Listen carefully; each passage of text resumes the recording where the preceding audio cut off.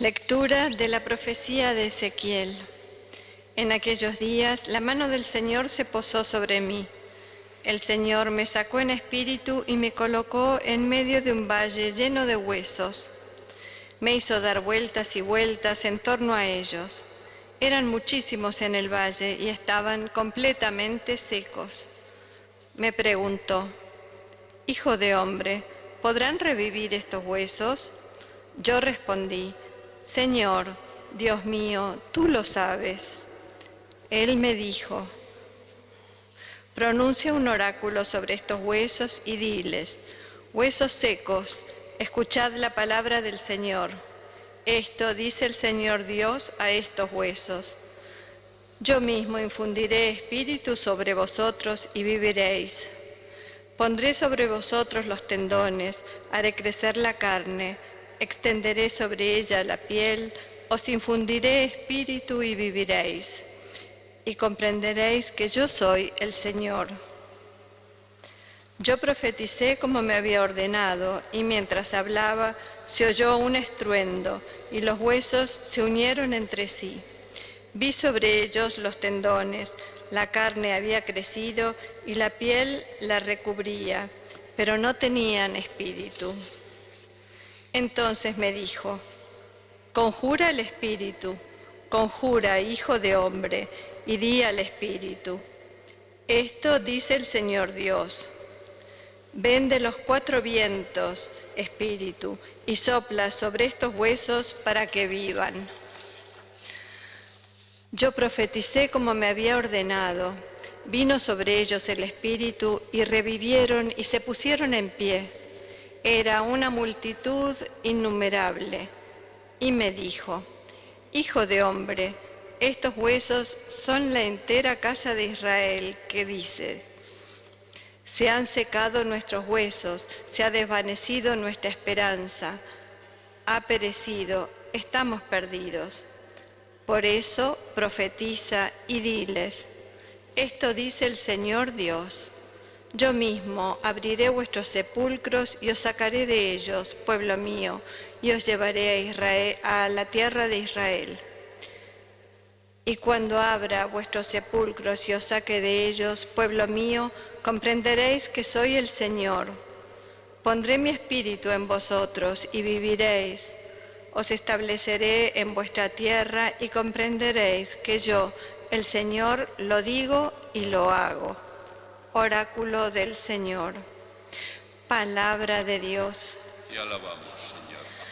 Dad gracias al Señor, porque es eterna su misericordia. Dad gracias al Señor, Porque es eterna su misericordia.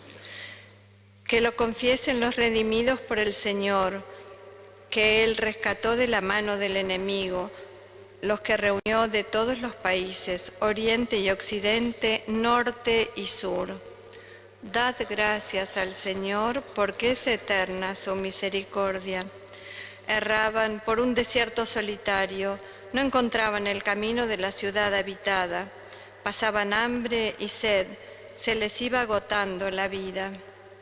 Dad gracias al Señor, porque es eterna su misericordia. Pero gritaron al Señor en su angustia y los arrancó de la tribulación. Los guió por un camino derecho para que llegaran a una ciudad habitada. Dad gracias al Señor, porque es eterna su misericordia. Den gracias al Señor por su misericordia, por las maravillas que hace con los hombres. Colmó el ansia de los sedientos y a los hambrientos los colmó de bienes. Dad gracias al Señor, porque es eterna su misericordia. Aleluya. Aleluya. Aleluya.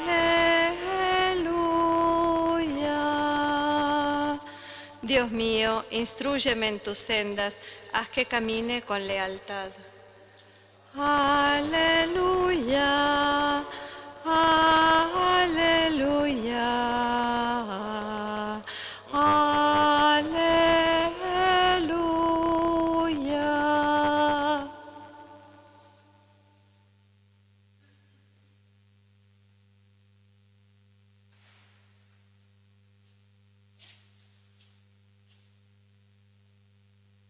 El Señor esté con vosotros. Lectura del Santo Evangelio según San Mateo.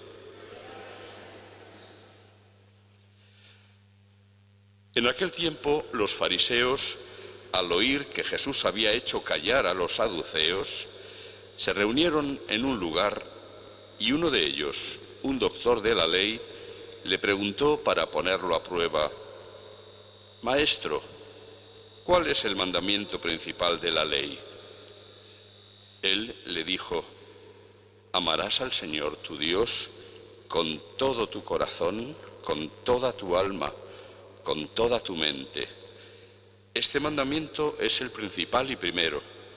El segundo es semejante a él: amarás a tu prójimo como a ti mismo. En estos dos mandamientos se sostienen toda la ley y los profetas».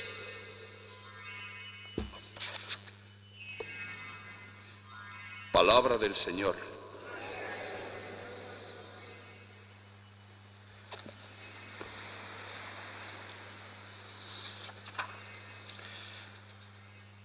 Probablemente esta visión que relata el profeta Ezequiel debe ser la más truculenta y dramática que aparece en toda la Sagrada Escritura.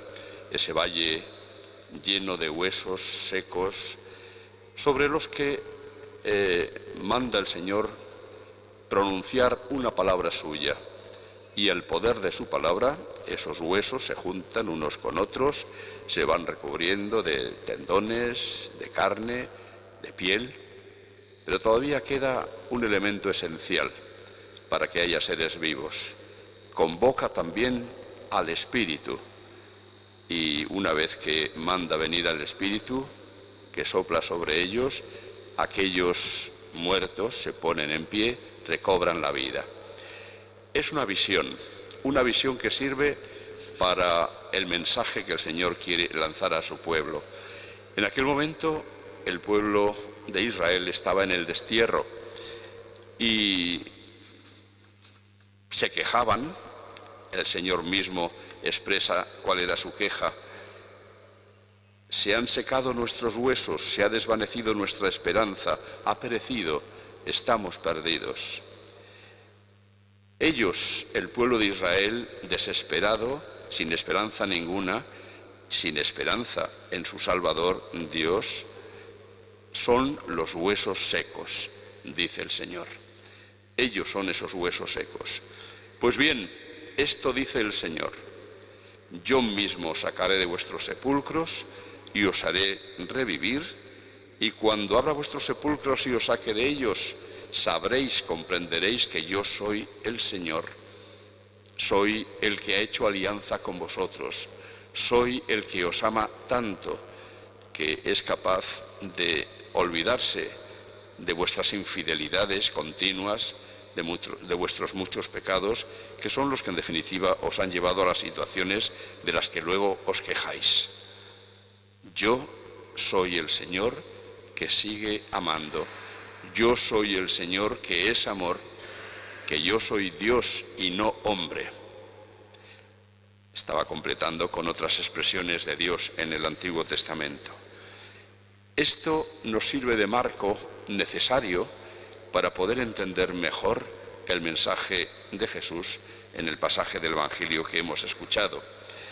Había habido un pasaje anterior en el que el Señor ha hecho callar a los saduceos contestándoles, y ahora son los fariseos los que vienen a ponerle una trampa. La trampa la entenderemos mejor si recordamos que los maestros de la ley, a lo largo de los años, habían hecho un compendio de nada menos que 613 preceptos o mandamientos que tenía que cumplir todo judío piadoso. Tarea poco menos que imposible, incluso el saberlos todos, el conocerlos. 613.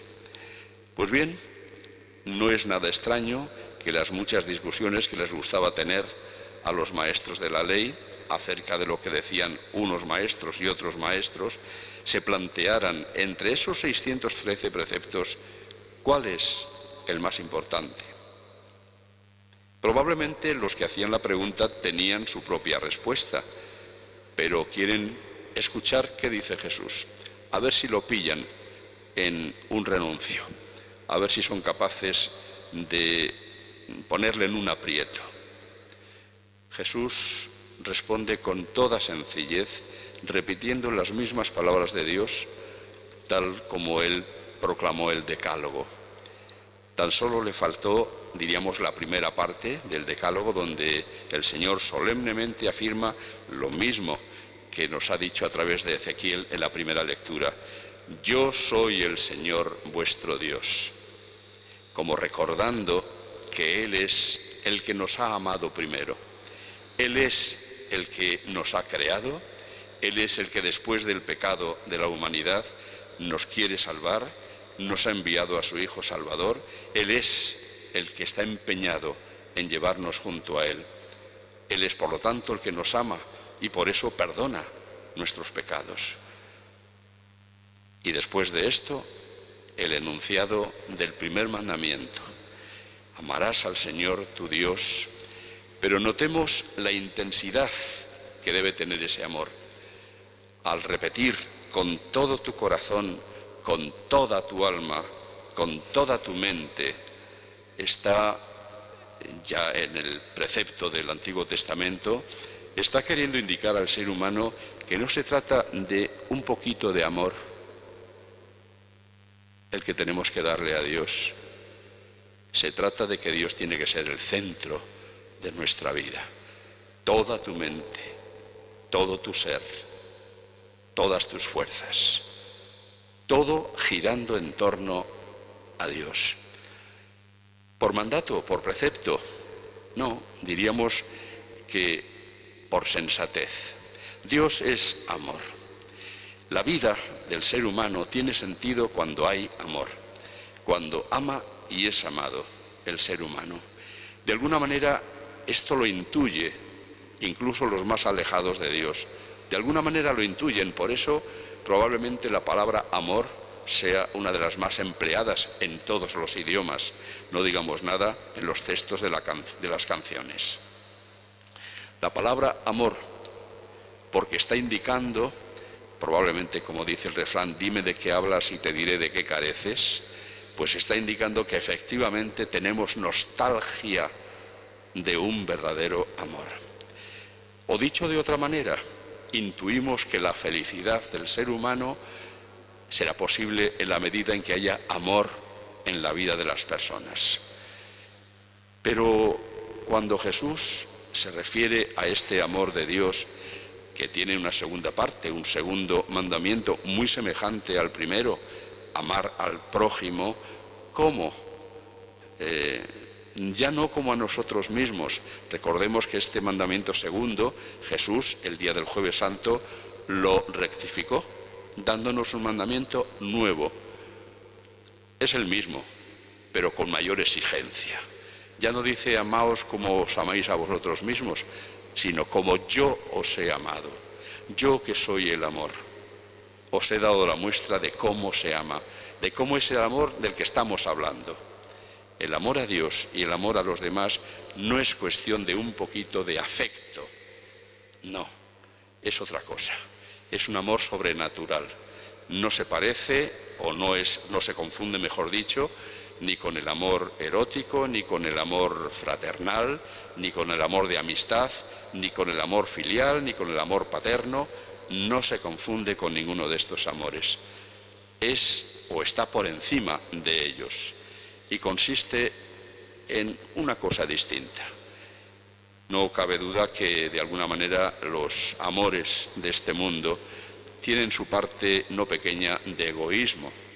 Por eso amamos a los que nos aman y Jesús nos lo va a reprochar. Si amáis solo a los que os aman, ¿qué hacéis de especial? Eso lo hacen todos, hasta los criminales. Amad a vuestros enemigos, es decir, aprended a tener un corazón como el de Dios, que hace salir el sol sobre malos y buenos y manda la lluvia a justos e injustos. Es un amor que no hace acepción de personas, es un amor generoso, porque el que ama es bueno.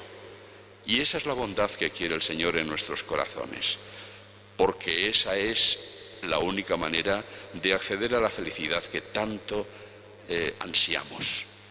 Solo en la medida en que hacemos lo que Dios nos dice y nos enseña, será posible que esta vida tenga sentido y sobre todo que encontremos la plenitud de la vida en la eternidad. Así pues, demos gracias al Señor, como hemos dicho en el Salmo, porque es eterna su misericordia, porque es eterno su amor, porque es generoso a más no poder. Nos está enseñando cuál es la clave de la vida. Por eso, qué importante es comprender y, por supuesto, tratar de vivir un amor así, como el que Dios nos tiene. Amor generoso, lleno de perdón, que nos da esperanza a pesar de nuestros fallos y que hace que, por lo tanto, nos sintamos mejor de lo que en realidad somos. Porque Él es bueno, porque su misericordia es eterna.